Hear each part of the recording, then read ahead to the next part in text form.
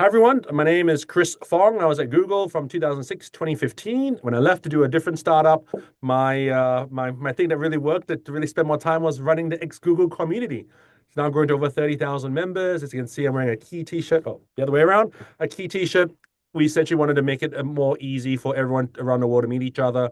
We set up Key to hopefully power Xooglers as well as other communities, so all of you can learn from each other, meet each other, and be more helpful to each other, whether you're a Google alumni or any other alumni or running any other community. We are starting this new series called Xoogler Talks. And so I've got amazing speakers from Australia, India, and Singapore. We have another speaker starting next week from London. And I know we have people joining here from Zurich and other parts of the world. We'll keep doing this on a weekly basis. I was inspired by someone called Craig Neville Manning, an early Google employee who did these things called beers and demos in the New York game room. And yeah, it's just demos or talks, and everyone can give feedback. So it's meant to be super informal. And as I shared with some of the speakers here, they can share and demo as much as they like. Everyone always asks me, was this recorded? Some of the information can be taken off, can be published. So it's all up to the speakers of reasoning. But thank you again for our speakers and everyone from joining live. Nuwan and Nathan, over to you. You got 5 to 7 minutes, and then we have quick Q&A. And then from there, we'll turn it over to Ed for another 5 to 7 minutes, and then Sean. Thank you, everyone, for speaking today. Great. Can everyone see that? Excellent. Good. I'm a little always confused when it comes to Zoom. So, I'm used to Google Meet still. Thanks for having us. As Chris said, my name's Nathan, and Nuwan and I will be demoing our new startup called TestChimp, an AI copilot for QA teams. So this was my first website back in I'm dating myself a little bit, but I think 1994, maybe 95, sitting in my dorm room. I built a site here in I think mostly just pure HTML with a couple of tables. If you fast forward from that to today, most websites are just a combination of complexity. There's APIs and microservices, and not to mention now the server infrastructure, but also just the complexity of all these new tools that are enabling people to make code so incredibly quickly. Every single large language model has the ability to do it, but all these websites are building amazing capabilities to create code. And that's a challenge for everybody, unless you're a testing company, because it makes the testing world much more important than ever before. And we've had lots of conversations, and what we're seeing is that testing currently is breaking down into three buckets. There's still a bunch of people doing lots of manual testing, and it is an easy, simple way to get started, but it is very slow and expensive. In fact, we talked to a company just yesterday who had 22 manual QA engineers all doing work on that. But they find it incredibly expensive to hire 22 people to just sit there clicking buttons. And you also bring a lot of biases. Increasingly, you're seeing more and more people who are creating automated systems to do that, which is great because it's very fast. However, often requires a lot of technical skill and ability to get that done. On the other hand, now you're starting to see more and more AI bots who will go off and run tests for you. And that's exciting, but it's expensive and it's very slow. And it's also not particularly great for the environment. You have these big systems that are spinning up AI bots to do that work, and it puts people completely out of control. You're not really sure of what you're seeing, that it comes back with, but you're saying everything's okay, and you have to trust that it's true. We have seen people coming to us saying, we want the best of both. We want the automation of AI, and we want people in the mix. And that's what we've really tried to do, is create a system that is both smart and transparent. And we think that makes us very unique. And so what we have created is what we think of as the perfect AI copilot for QA teams. And to do that, we've had to build what we call a system as a whole understanding. That system of the whole understanding really comes from two things: our Chrome extension and the optional SDK that build together a real deep understanding of your product. And that enables us to create API tests, UI tests, bug reports, user stories, test scenarios. Everything that you can possibly create from a testing system all comes through our AI, but with a real ability to remain transparent and editable. And that's really core to what we want to do as well. We want to always make sure that you as a human are in charge, that you can see, that you can make changes, and that you can do what you need to do to the tests. So I'm going to pass it over to Nuwan, who I've given you the overview. He's going to give you the demo, and we'll be on our way. Nuwan. Thanks a lot, Nathan. So yes, as Ned mentioned, so TestChimp, what it does is that it observes your test sessions in your staging environment, for instance, and we learn from those test sessions. as compared to other solutions, which would like learn from like project documentation, which always gets out of sync with the reality, or API specs and things like that. So what you see over here is basically we have created a fake e-commerce site and used our SDK on that. And so this is the TestChimp platform where your testers, all of the testing sessions would come here through our Chrome extension recordings or SDK recordings. And from here, basically you can view any of those sessions. And can you see the new screen? All right. So you can see it captures your UI as well as your API calls. And in fact, it goes even deeper. We actually capture the entire stack as well. So throughout your entire microservices stack too. And the key innovation we did was basically we capture this session in a way that is LLM friendly. So although you see it as a UI, it's actually a textual DOM mutation capturing that we do, which allows us to bring in AI to learn from these sessions and do a bunch of things. For instance, one of the most common things that people want is to write UI test scripts, which Nate mentioned requires skill.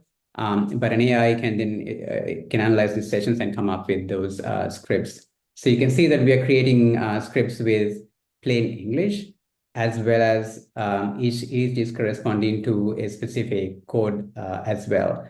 So you can basically go from the session. So your manual testers can click a button and get a test script written just like that. And also, this is like a no-code sort of editor, so you can like point anywhere in your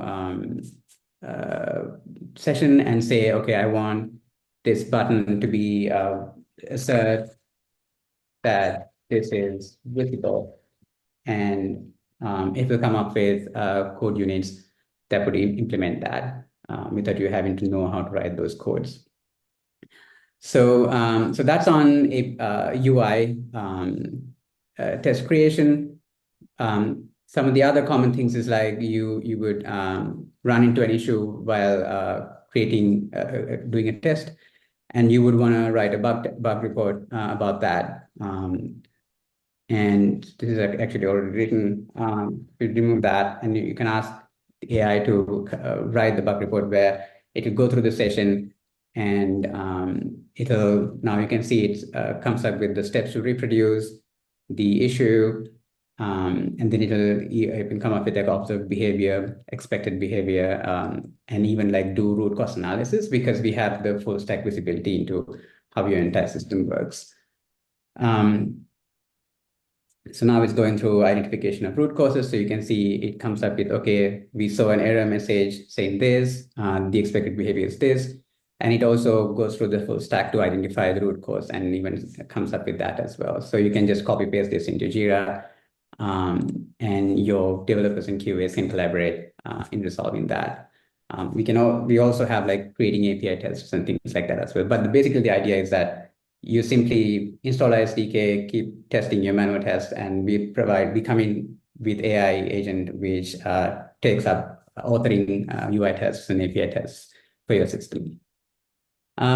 Yeah, that's about it. I'll hand it back to the audience for any questions. Don't be shy, folks. Please ask your questions. Just meant to be an informal discussion here. Yeah, I have a question, a small one. What happens to the test when the UI changes or something? Won't the test break? So how do you maintain the test? Yeah, that's actually a really good question. So that's another advantage of like using our platform. In fact, this is like what we're building right now is once you when you run it on our platform, we're bringing in AI for auto healing as well. So when the script breaks, then the AI would try to fix it along the way and give you a brand new script that is auto healed. And also we have AI agents integrated as well. So let's say you save this test, and now because we're maintaining this as an English language thing, you can even ask it to like come up with suggested related scenarios. and even write those related scenarios tests as well. So we can come up with the test steps, and then you can ask it to, okay, run this scenario as well. Mindy has raised a hand. Yeah. Did I answer your question? Anyone else? Yeah, somebody had raised the hand. I could see. Was it me? Yeah, one thing I wanted to check is it limited to only generating the tests or some other functionality as well? What do you mean by other functionality, for instance? For instance, like, does it only generate the unit test, or does it take care of the overall integration tests, automations as well? Right. So this is building end-to-end tests. So basically UI tests and API tests. So this is what the QA engineers would typically do, whereas like unit tests and integration tests, typically your developers would be writing at the smaller scale. So this is for the overall system as a whole testing. Cool. But then, like, I mean, just trying to be a devil's advocate, I mean, this kind of a functionality is like available in the current IDs as well with the plugin. So what is new in this feature?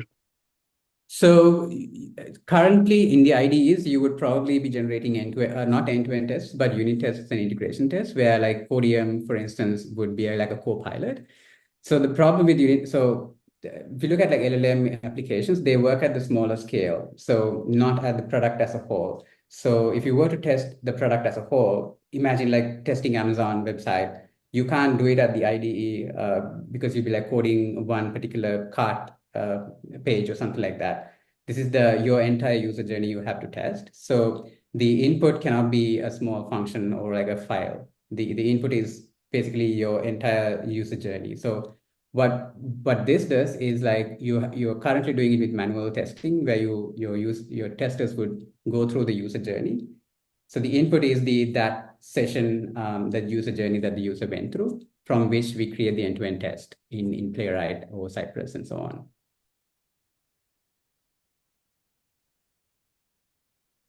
Cool. Thank you for the question. Any more questions here? Maybe Nuwan and Nathan can just drop your email in the chat in case they want to email you directly and ask you anything else.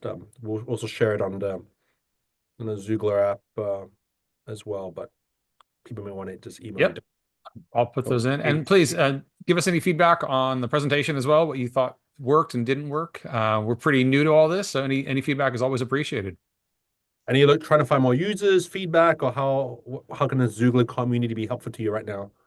Yeah, what we'd really love is a couple. I mean, like as we're just getting going, we're pre-revenue right now. So what we're looking for is our first client, somebody that we can go really deep with and build a tool that's going to be exactly what they need. So if you know anybody who is looking for a test solution, we'd love to have a conversation, show them what we can do. Happy to offer.